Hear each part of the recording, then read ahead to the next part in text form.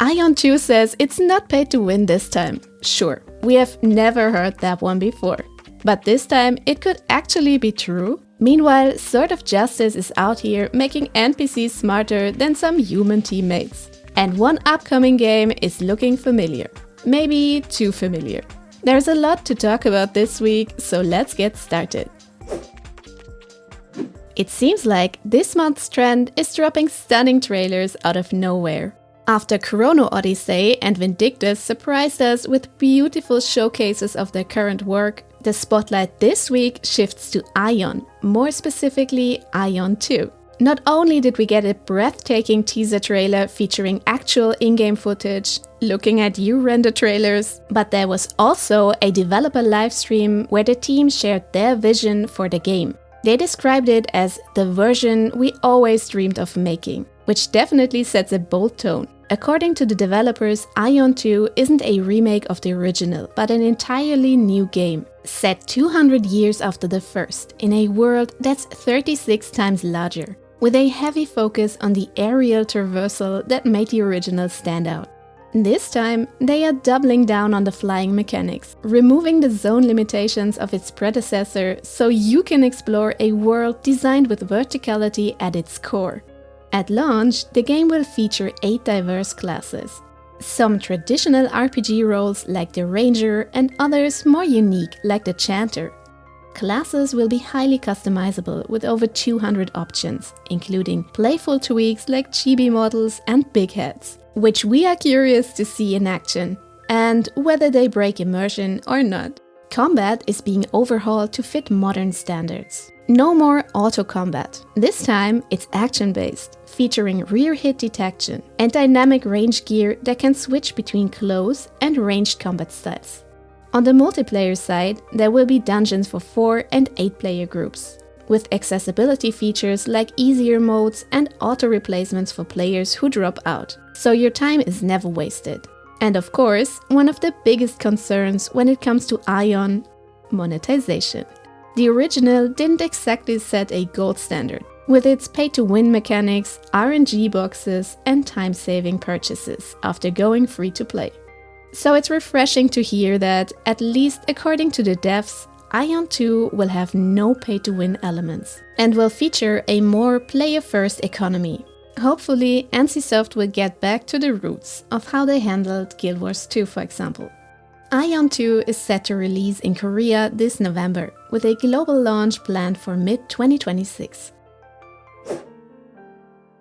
And the trend of surprise reveals continues, this time with NetEase, unveiling the global version of their acclaimed Chinese martial arts MMORPG Justice Online, now rebranded as Sword of Justice. While the name may be new, this isn't just a simple rebrand, but a refined and localized version for a worldwide audience. It's set during the Northern Song Dynasty and throws players into a massive open world filled with political drama, mythological creatures, and traditional martial arts fantasy. Visually, it's already making a strong impression, with ray tracing, dynamic weather, and rich environmental detail to dive in. But what really sets this apart isn't just the visuals. It's the AI-driven NPC system.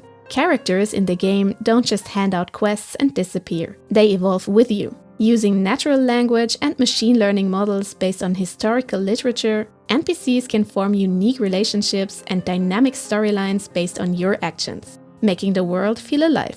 We are quite curious to see how that plays out. Because last time someone gave AI too much personality, we ended up with Darth Vader cursing at people in Fortnite. On the multiplayer side, Sword of Justice sticks to the strength of the MMO genre, featuring group dungeons, co-op content, PvP battles, and full guild systems. There's also an innovative AI party system, letting solo players experience group content with smart companions that adapt to your playstyle. So if your wife leaves the dungeon after you get a bit too friendly with the AI waitress, don't worry. The waitress is more than happy to fill the gap. Well, hello there. Aside from smart companions, the game lets you experience ancient Chinese culture in a surprisingly hands-on way. You can take part in tea ceremonies, cook, craft, and even attend in-game festivals, adding layers of depth outside of the usual grind. It's finally time for a new contender in the zombie survival niche. And yes, we promise, no more the day before jokes. Because honestly, NAC1 Last Paradise might just be the next best thing if you're into this genre.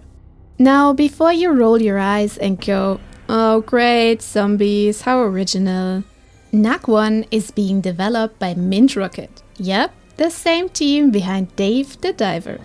Apparently, they have had their fill of managing sushi restaurants and are now diving headfirst into a third-person extraction-style survival game, set in a post-apocalyptic version of Seoul.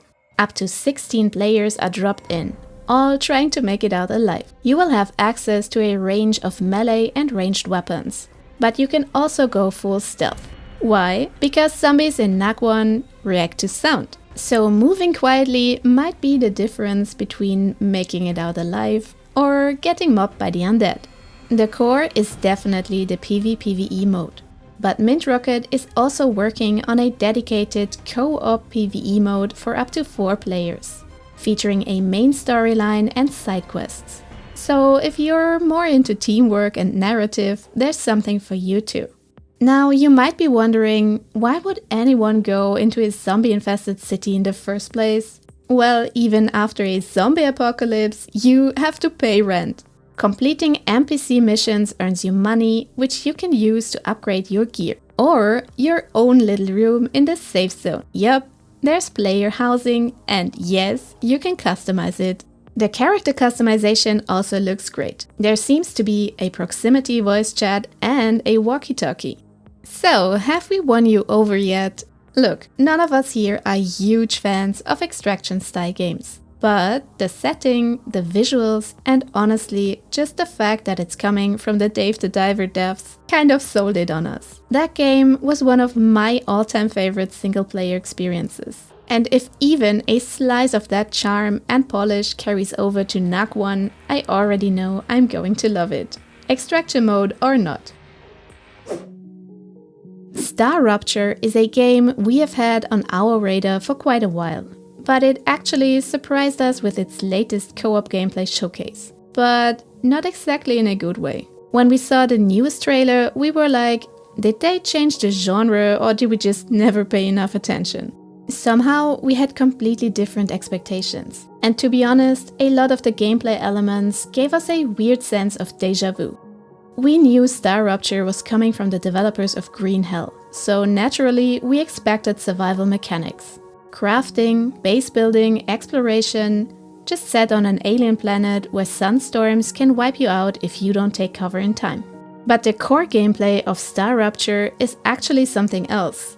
It's more of a factory game with resource gathering, automated production chains, and energy supply management, including drones and railways. The base building is modular, with structures snapping together, like in the Planet Crafter. Gear is crafted at item printers, and there is a schematics-based unlock system. They say that there will be tons of exploration and advanced combat to fight against alien creatures. The planet, Arcadia 7, has dynamic weather events like meteor showers that deliver rare materials. Players can discover abandoned bases where the item schematics can be found, and where part of the story is told via terminals.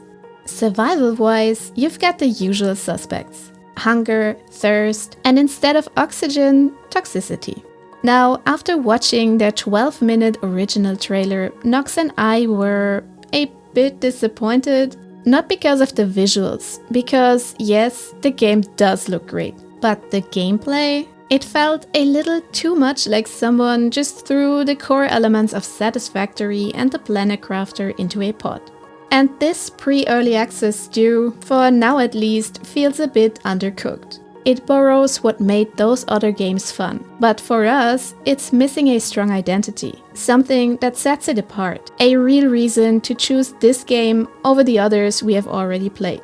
With Unreal Engine 5 and Unity being so accessible these days, a lot of games look good on the surface, but don't always have much meat on the bones. And of course, inspiration is a key part of any art form. But if you're too inspired, you risk missing the chance to bring something original and personal into your game. And honestly, to us, this looked and sounded way too close to its inspirations. The setting, the orange suits, how building and crafting works, what you do on this planet. That said, we are hoping developer Creepy Jar finds a way to carve out something distinct and memorable. So far, the only thing that sets it apart seems to be the weapon system and sunstorms. We haven't played it ourselves, so we are still open to being surprised. Maybe it just needs more time to cook before it hits early access sometime this fall. Did you get the same déjà vu watching the trailer? Or are we being too picky here? Let us know in the comments. We'd love to hear your thoughts. Vindictus just dropped another impressive gameplay trailer, clearly aiming to build some hype ahead of the upcoming alpha test. And it works. If the game is on your radar, check out the video on their official channel and get a closer look at what is coming. The alpha will run on Steam from June 9 to 17, giving you a hands-on chance to see how it plays. So, mark your calendars and maybe clear some hard drive space while you're at it. It looks like it could use quite a lot. With the Street Fighter collaboration now live in Monster Hunter Wilds, the game has also received a batch of solid updates. Tempered 8-star monsters like Gore Magala, Utduna, Jindahat, and others are now available for hunters at rank 41 and above, bringing fresh, tough challenges for the seasoned crowd. Meanwhile, weapons like the hammer, hunting horn, gun lance, and both bow guns have been buffed to better compete with the rest of the arsenal. Quest and monster spawns have also been tweaked to better match your hunter rank. Looking ahead to the summer update, we can expect a new seasonal event. The return of fan favorite Lagiacrus, more 8-star and arc-tempered monsters, plus improvements to your Sacred Companion and the photo mode, which honestly is a mess right now. They are also further improving the multiplayer experience and finally adding layered weapons. I can already hear Nox cheering in the distance. Bethesda just gave us a quick look at ESO's new subclassing system, showcasing some cool examples. It definitely looks promising and should open the door to some unique and exciting playstyles. The update drops on June 2nd for PC players and June 18th for consoles. The Ravenswatch roster just got a dramatic upgrade. Romeo and Juliet have entered the fray in the game's first free hero DLC, and they brought both love and firepower. Romeo is a master fencer with flair, while Juliet is a sharpshooting ace. Separately, they fight, but together, they slay. This dynamic duo brings fresh co-op synergy, and they are live now on all platforms. Also in the update, major balance tweaks for multiplayer, fewer extra enemies, less tanky mobs, and overall smoother difficulty scaling. So if you've been sleeping on this fairy tale top-down roguelike for up to 4 players, it might be time to wake up. Wizard of Legend 2 is blasting out of early access and launching into version 1.0 on June 12th across PC, PlayStation, and Xbox. This update also includes a new Chaos biome, mini-bosses, a brutal final boss, and 12 new Chaos Arcana. Add to that 10 new relics, contracts, and expanded 4-player co-op, both local and online. And you've got a roguelike bursting with spell-slinging chaos. Grab your spellbooks and broadswords. Tiny Tina's Wonderlands is free to keep forever right now on the Epic Games Store, but only until June 5th. This fantasy-fueled, loot-splattered Borderlands spin-off throws you into a chaotic tabletop world where guns, spells, and total nonsense collide. You can create your own multi-class hero, party up in cross-platform co-op with up to 3 friends, and take on skeletons, land sharks, and the mighty Dragon Lord. All under the guidance of Game Master Tiny Tina. The only reason this one could leave a sour taste is the late change of the terms of service in all Take-Two and 2K games, leading some fans to boycott their games altogether. Without getting into too much detail, fans are rightfully upset about invasive and restrictive terms of service, privacy concerns, and general business practices. So if you're kinda sensitive towards these topics, and rightfully so, you might want to hold off with installing the game until they fix their EULA. If you've ever been curious about The Division 2, this weekend is your chance. It's free to play on the Epic Games Store until Monday, and there's quite a bit of content to explore. Set in a post-crisis Washington DC, and now, thanks to the newly launched Battle for Brooklyn, also taking players to the DLC's name-giving city. At its core, The Division 2 is a multiplayer-focused looter-shooter. You can team up to complete story missions, dynamic world events, and take on raids or the infamous Dark Zones. Semi-PvP areas where the rewards are high and the trust is low. The gameplay leans heavily into strategic combat and cover-based mechanics, offering a grittier, more grounded alternative to some of the flashier shooters out there. Bitcraft Online has pushed its early access launch to June 20th, but honestly, that's good news. Why? Because now, everyone, whether you bought the game or not, can jump into the free demo before launch. From now until June 16th, you can explore the opening chunk of this upcoming social MMO. There's a level cap at 10, but you will still get a solid taste of what Bitcraft is all about. Gathering, crafting, building, and figuring out if this cozy but ambitious sandbox is for you. Just a heads up, all demo progress will be wiped before early access goes live. But that's all for this week. We wish you lots of fun in co-op with your favorite people, and we will see you again in the next one.